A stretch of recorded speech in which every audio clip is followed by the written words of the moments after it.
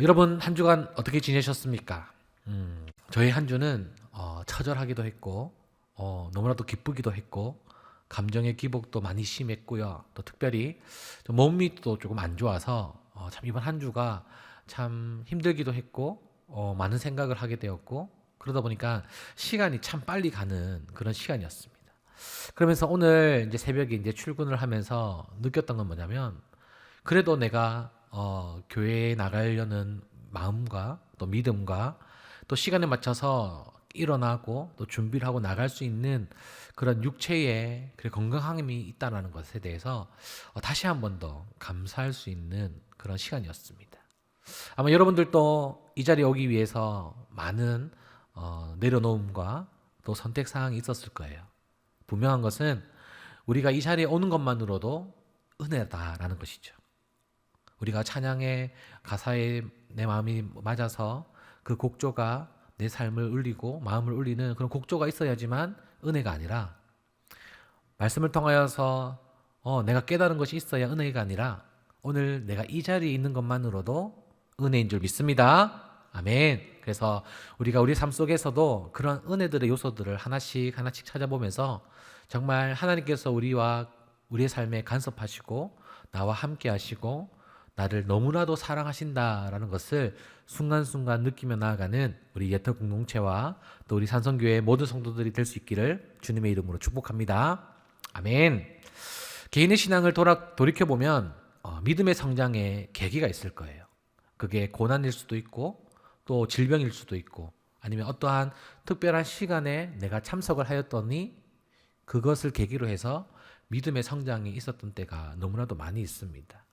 잠깐 제 얘기를 하자면 저는 이제 고등학교 2학년 때 수련회에 참석하여서 그때 연합수련회였는데 양산에 있는 이제 부전기도원에서 한 200명 정도 되는 수련원에 가서 거기서 은혜를 받고 하나님이 정말 나를 사랑하시는구나 라는 것을 깨닫게 되어서 그때 저희 믿음의 좀 성장의 계기가 있었습니다. 아마 여러분들도 저와 비슷한 경험을 하신 분들도 많을 거고 또 다른 특별한 그런 계기가 있어서 믿음의 성장이 있었습니다. 근데 중요한 것은 어떻든지 간에 결과는 믿음의 성장이라는 거죠. 고난이든 또한 걱정이든 어떠한 질병이든 또 어떠한 시간을 내가 선택해서 믿음의 자리에 나아갔더니 그것의 결과가 우리의 믿음의 성장이 있다라는 것입니다. 그것이 바로 은혜이고 하나님께서 우리에게 그 사랑의 증표로 우리에게 믿음과 깨달음을 주셨는데 바로 그분이 예수 그리스도라는 것을 깨닫게 하셨다는 거죠. 우리 마음속에는 동일한 예수 그리스도가 있습니다. 맞습니까, 여러분? 그래서 우리를 한 공동체라 부를 수가 있는 거예요. 만약 여기 있는데 자기 마음속에 다른 법전이 있고 다른 율법이 있다면 그것은 우리가 한 공동체라 할 수가 없는 거예요. 바로 우리 마음속에 십자가가 있기 때문에 우리는 한 공동체라 할 수 있습니다. 그래서 우리가 이런 믿음의 계기를 잘 구별할 수 있는 눈이 있어야 돼요.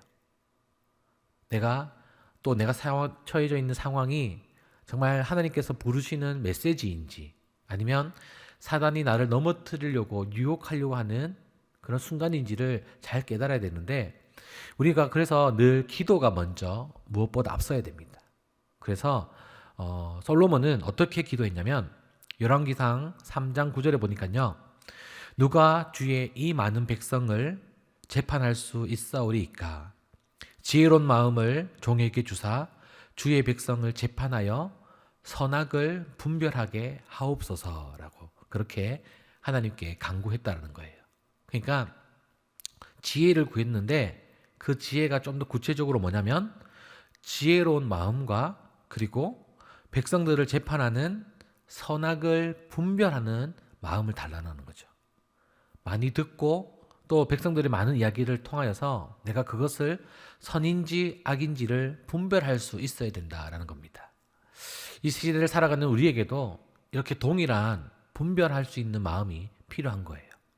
이게 선인지 아니면 악인지를 분별해서 내가 선인 것은 따라가고 내가 취할 수 있지만 악인 것은 과감하게 버릴 수 있어야 바로 그 결과로 우리에게 믿음의 성장이 있다라는 겁니다. 그런데 혹여나 우리가 잘못해서 악을 선택한다면 어떻게 돼요?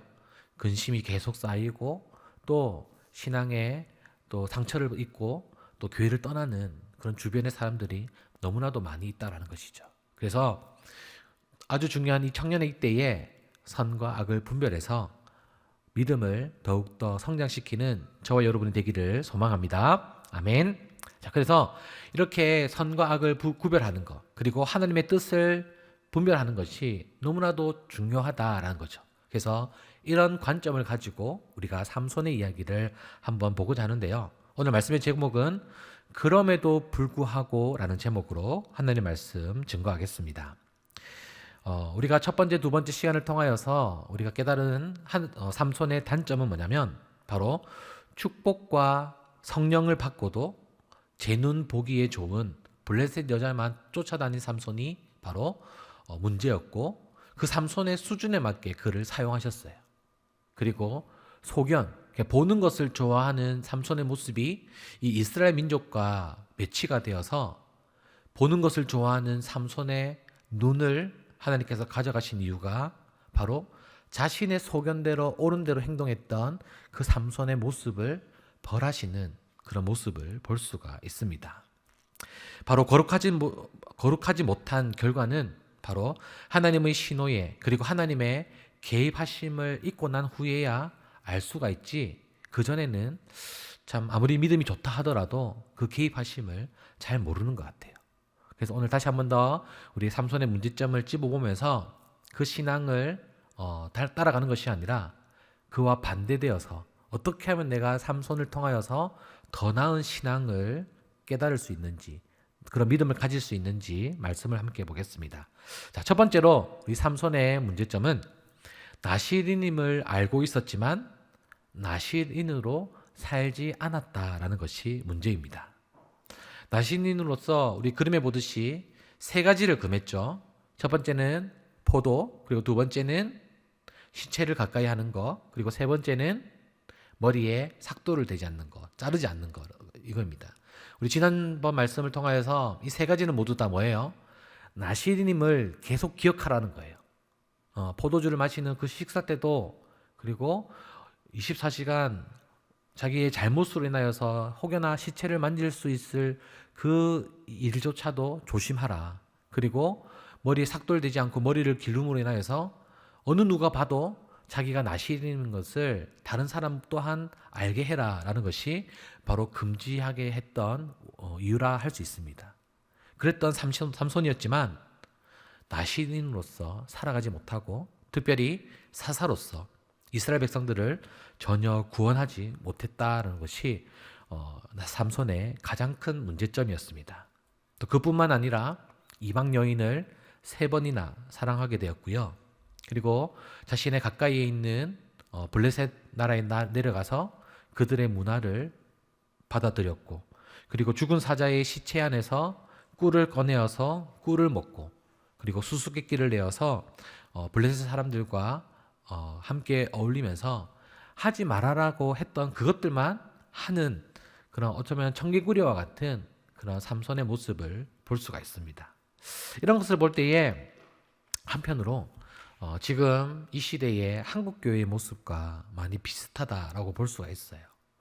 여러분들에게 자세하게 말씀드리고 싶지는 않지만 정말 누구에게 좀 말하기도 부끄러운 그런 일들이 한국교회 안에도 많이 일어나고 있고, 점점 개교회 중심이고 그냥 그 자기들 교회만 성장하는 데에 목적이 있지 내 이웃을 사랑하는 데에는 별로 그런 목적이, 교회의 존재의 목적이 잘 나타내어 있지 않는 것 같아요.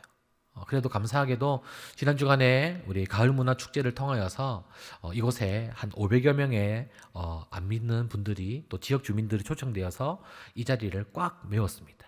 그리고 또 이분들의 또 문화에 맞게끔 또 트로트 노래가 이곳에 울려 퍼졌는데요.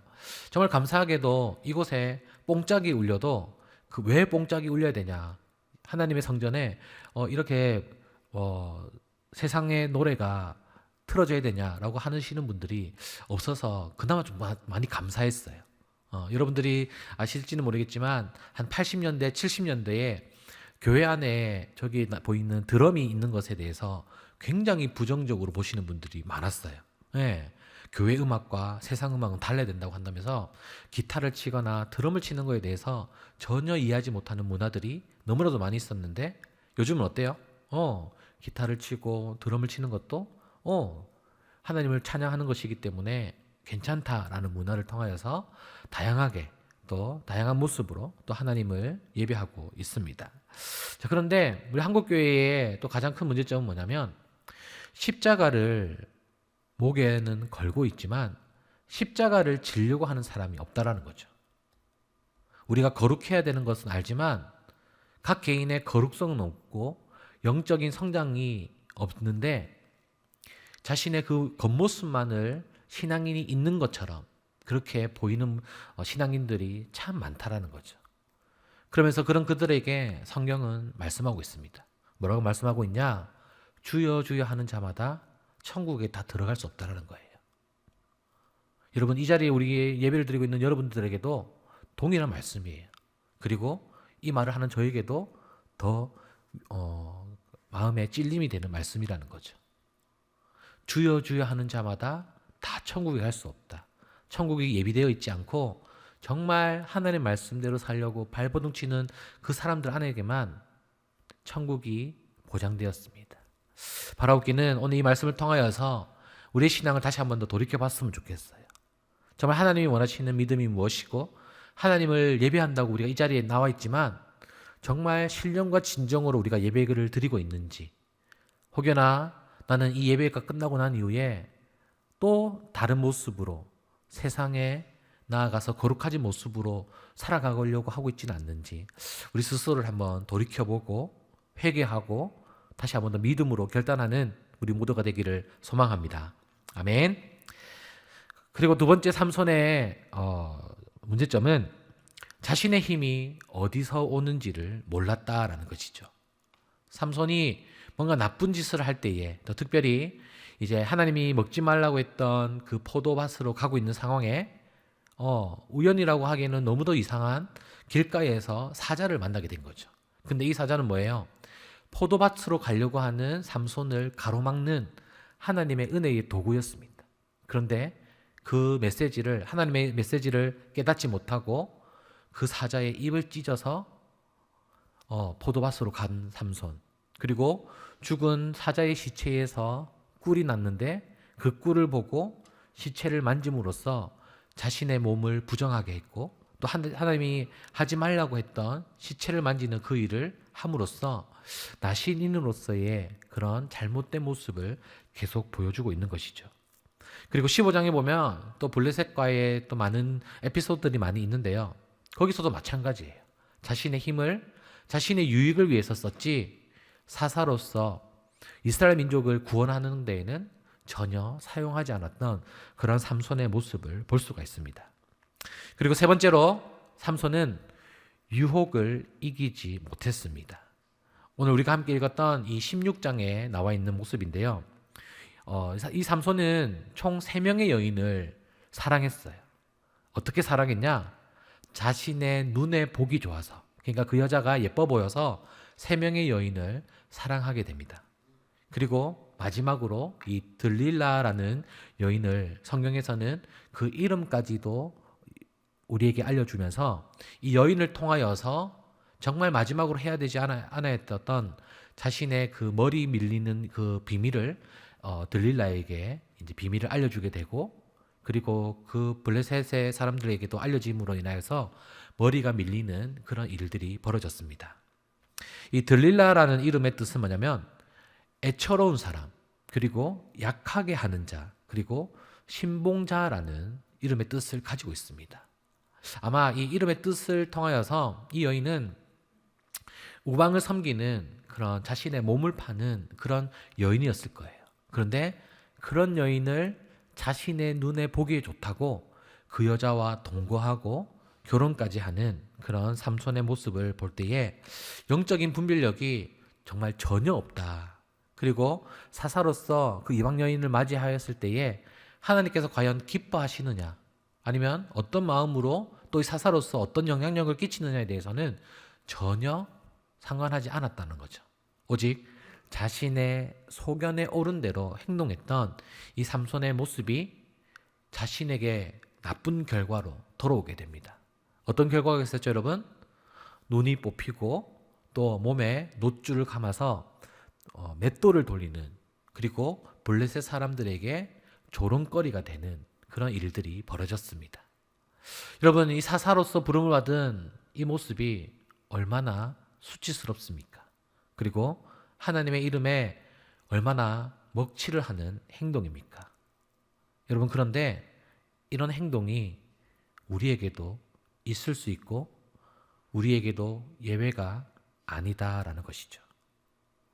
여러분들은 이제 사회생활을 하면서, 아니면 학교 생활을 하면서, 또 직장 생활을 하면서 내가 예수님 믿는다, 내가 예수쟁이다라고 당당하게 말씀하고 있습니까?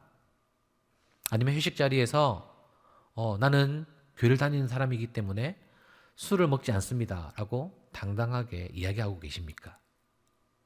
아마 저의 말에 또 찔림이 있는 분들이 있을 것이고, 또 술 먹는 것이 나의 믿음과 무슨 상관이 있냐라고 이야기하지만, 여러분, 그것은 여러분의 소견에 오른 대로 행동하는 거예요. 하나님 말씀으로는 우리의 몸을 정결해야 되기 때문에 술로 우리의 몸을 더럽혀서는 안 되는 것입니다. 우리는 세상에 거룩해야 되는 존재입니다. 이 거룩이라는 단어를 표현할 때는 다른 구별되는 것이 있어야 돼요. 뭐냐면 이 세상 사람들과 우리와 구별되는 것이 있어야 되는데, 그것이 뭐냐? 우리의 마음 안에 믿음이 있는 것입니다. 그래서 믿음이 있느냐 없느냐에 따라서 행동하고 말하는 것이 달라야 돼요. 그들과 구별돼야 돼요. 그리고 그들의 궁금증을 우리의 삶을 통하여서 그들에게 궁금증이 일어나게 해야 된다는 거죠. 저들은 누구이기에 웃음이 있고 기쁨이 있고 희생이 있고 왜 저런 일을 하는지를, 자신의 유익이 없이도 왜 저런 행동을 하는지에 대해서 우리가 드러내야 되는 겁니다. 근데 그 이유가 뭐죠, 여러분? 우리 안에 예수 그리스도가 살아계시기 때문에, 그리고 나는 구원받는 자이기 때문에, 그리고 나를 세상으로 보내어 주신 분이 바로 예수 그리스도이기 때문에 나는 그 일들을 감당할 수 있고, 나에게 유익이 없다 하더라도, 나에게 손해가 있다 하더라도 우리 공동체의 성장을 위해서, 또 우리 공동체의 융합을 위해서 어느 곳에 있든지 내가 거룩하게 구별되게 살아가는 것이 바로 이 땅 가운데 우리 믿는 자들이 살아가야 하는 모습입니다. 오늘 말씀의 마지막 구절이 아마 삼손의 마지막 이제 클라이막스, 영화에 보면 이제 대반전을 통하여서 결정적인 이제 결론을 내는 말씀인데요. 우리 22절 말씀 우리 같이 한번 읽겠습니다. 시작.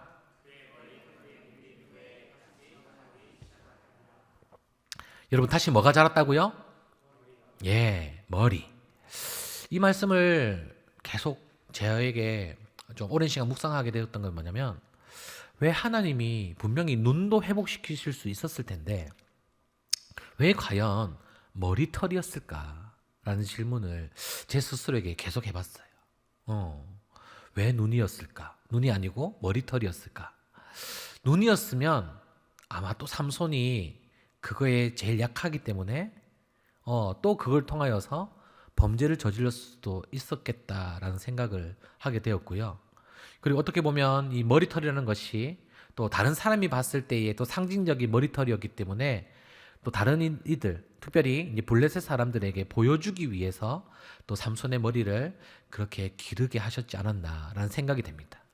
그리고 또 한편으로는 또 이런 생각도 해봤어요. 이 블레셋 사람들이 분명히 삼손의 약점이 머리털이라는 것을 알고 있다면 삼손이 이렇게 머리가 자람으로 인해서 다시 이거를 밀 생각을 안 했을까? 제가 만약 블레셋 사람이었으면 이제 우리 군대 가면 이발병이 있죠. 이런 군사 한 명 딱 시켜서 매일 깎였을 거예요, 아마. 절대 이 머리가 안 자라도록. 그런데 이 하나님께서는 이 삼손의 회복을 시키시면서 머리가 자라게 하셨고, 또 그 머리가 잘 유지될 수 있게끔 누가 봐도 다시 머리가 회복되는 것을 그렇게 보여주셨다라는 것을 통하여서 제 나름대로 이제 깨달았던 것은 하나님께서 정말 이 회복을 통하여서 마지막 이 순간에 이제 삼손에게 사사로서의 역할을 할 수 있는 기회를 부여해 주셨다라는 거죠. 삼손이 이제 머리털이 밀리고 아마 머리가 이제 길어나는 시간 동안 우리는 짧게 한 절의 그 순간이지만 아마 몇 달 아니면 뭐 몇 년이 될 수도 있는 아마 긴 시간이었을 거예요. 눈 뽑히고 또 채찍질 당해서 아픈 몸을 이끌고 맷돌을 돌리면서 삼손은 무슨 생각을 했을까요, 여러분? 아마 자신이 블레셋 나라에 가서 나귀 턱뼈를 가지고 1000명을 죽였을 때에 그게 내 힘으로 하는 것이 아니라 하나님께서 나와 함께 하셔서 내가 그들을 물리칠 수 있었구나. 그리고 내가 사자와 싸울 때에 내 힘으로, 내 능으로, 내 그냥 생각으로 그 사자를 이길 수 있다고 생각했지만 하나님의 영이 나에게 강하게 임하여서 내가 그 사자를 죽일 수 있었구나 라는 생각을 하면서 이 삼손의 마음속에 아마 엄청난 회개가 있었지 않았을까라는 것을 생각해 볼 수가 있을 것 같아요. 우리가 다시 한 번 더 이 삼손의 이야기를 보면서 다시 한 번 더 깨달아야 되는 것은 뭐냐면 우리가 회개가 정말 중요하구나라는 생각이 듭니다. 이 회개가 조금 더 일찍 있었다면 삼손이 눈 뽑히고 그렇게 노예로 잡혀서 그렇게 맷돌을 돌리고 있는 그 상황에 회개하는 것이 아니라 조금 더 젊었을 때에 자신의 힘이 어디에서 왔고 자기가 나신인으로서 어떤 일을 해야 되겠고 그리고 내가 태어나면서부터 나신인으로 택함 받았기 때문에 내가 하나님의 일들을 감당해야 된다라는 그런 깨달음이 있었다면 회개가 있었다면 아마 어떠한 사사들보다 더 큰 일들 또 더 큰 역할들을 했었을 건데 그러지 못한 것이 너무나도 안타깝습니다. 그랬을 때의 삼손의 고백이 제일 16장 마지막 절에 있죠, 여러분. 이번 한 번만 나에게 힘을 주셔서 저들과 함께 제가 죽겠습니다 라고 했던 그 고백이 너무나도 슬프게 들리는 것이 아마 이런 삼손의 마음에 회개의 마음이 있었기 때문에 삼손의 고백이 좀 슬프게 우리에게 다가오는 것 같습니다. 여러분, 이렇게 구약 성경을 또 특별히 사사기를 보면서 우리가 깨달아야 되는 것은 뭐냐면 바로 예수 그리스도와 이 사사들을 연결시킬 수가 있어야 돼요. 뭐냐? 실패한 사사, 또 훌륭한 사사, 또 자신의 몸과 또 출신을 통하여서 여러 가지 일들을 했지만 우리 예수 그리스도께서는 보다 완벽한 사사는 없다라는 거죠. 이 사사가 어떤 말이에요, 여러분? 재판관이라는 뜻을 가지고 있지만 예수 그리스도가 정말 우리에게 훌륭한 또 완벽한 재판관이고 또 누구보다도 확실하게 우리에게 구원해 주시는 분이 바로 예수 그리스도라는 것을 이 사사기를 끝맺으면서 다시 한 번 더 깨닫는 저와 여러분이 되기를 소망합니다. 아멘. 그래서 오늘 마지막 결단의 찬양 우리 그럼에도 불구하고 찬양 드릴 건데요. 이 삼손이 이렇게 많은 죄를 범했을지라도 그리고 하나님께서 맡겨주신 그 사사 역할을 감당하지 못하더라도 다시 머리털을 나게 하신 그 하나님의 사랑을 다시 한 번 더 생각해 보면서 그럼에도 불구하고 나를 사랑하시는 하나님의 사랑이 이 삼손에게만 있는 것이 아니라 우리에게도 있고 우리가 회개하고 돌아오기를 원하시고 또 내가 생각하진 않지만 깨닫지는 못했지만 나의 주위에서 늘 일하고 계시는 그 하나님을 발견하며 감사하며 나아가는 저와 여러분 되기를 소망합니다.